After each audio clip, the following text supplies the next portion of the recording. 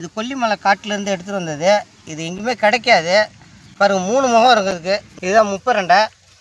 இது முப்பரண்டைனா இதுக்கு 3 முகம் தான் இருக்கும். முன்னாடி நான் பார்த்தது 4 முகம். இதே ஒரு முகம் இருக்குது பாருங்க. இது ஒரு முகம். இந்த பக்கம் பார்த்தீங்கன்னா இது ஒரு முகம். இந்த சைடு ஒரு முகம் இருக்கும். இதுதான் முப்பரண்டைன்னு சொல்லுவாங்க. இது வந்து காட்டில் கொல்லிமலை காட்டில் தான் இருக்கும். நம்ம வீட்டிலே பந்தயம் போட்டு வச்சுருக்கோம். தேவைப்படுறவங்க சொல்லுங்கள், உங்களுக்கு கொரியரில் அனுப்பிச்சுட்றோம். இது சும்மா கிள்ளி வச்சாலே போதுங்க, துளுத்துக்கும்.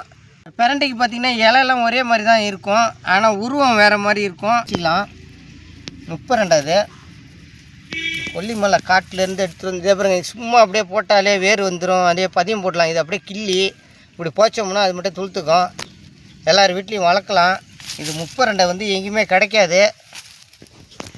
அது 4 முக பிரண்டைங்கிறது ரொம்ப மொத்தமாக இருக்கும், பெருசாக தெரியும். இது வந்து இந்த அளவில் தான் இருக்கும். உருட்டை மாரி இருக்கும். 3 முகம் இருக்கும் அதுக்கு. இது ஒத்த பிரண்டைன்னு ஒன்று இருக்குது. அடுத்த வீடியோவில் உங்கள்கிட்ட நான் சொல்கிறேன்.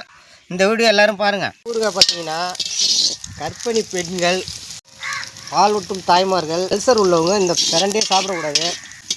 ஏன்னா நம்ம இது கொஞ்சம் காரமாக செய்வோம். காரம் அதிகமாக சாப்பிட்டா வயிறுலாம் புண்ணாக போயிடும்.